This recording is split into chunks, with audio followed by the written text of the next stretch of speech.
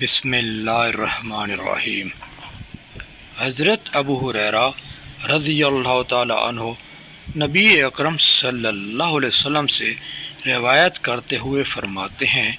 کہ آپ صلی اللہ علیہ وسلم نے فرمایا، اللہ عز و جل نے فرمایا، میں نے اپنے نیک بندوں کے لیے ایسی ایسی چیزیں تیار کر رکھی ہیں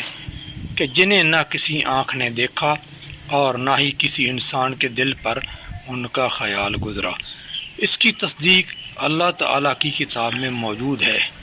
یعنی کسی نفس کو معلوم نہیں کہ جو نعمتیں ان کے لیے چھپا رکھی ہیں ان کے لیے آنکھوں کی ٹھنڈک ہیں، بدلہ ہے ان کا جو وہ کرتے تھے۔ حضرت ابو ہریرہ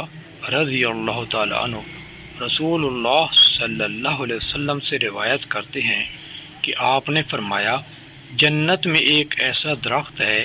کہ جس کے سائے میں چلنے والا سوار 100 سال تک چلتا رہے گا۔ حضرت بریدہ رضی اللہ تعالیٰ عنہ سے روایت ہے کہ ایک آدمی نے عرض کیا، یا رسول اللہ صلی اللہ علیہ وسلم، کیا جنت میں گھوڑے ہوں گے؟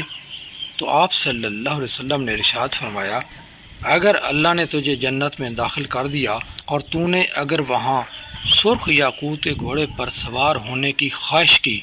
تو جنت میں جہاں تو چاہے گا تجھے اڑا کر لے جائے گا۔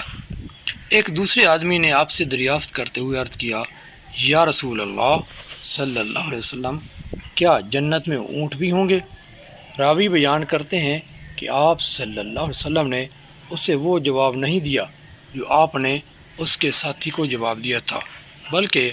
آپ صلی اللہ علیہ وسلم نے ارشاد فرمایا، اگر اللہ نے تجھے جنت میں داخل فرما دیا تو تیرے لیے وہاں وہ کچھ ہوگا جس کو تیرا دل چاہے گا اور جس سے تیری آنکھیں لذت اور سرور حاصل کریں گی۔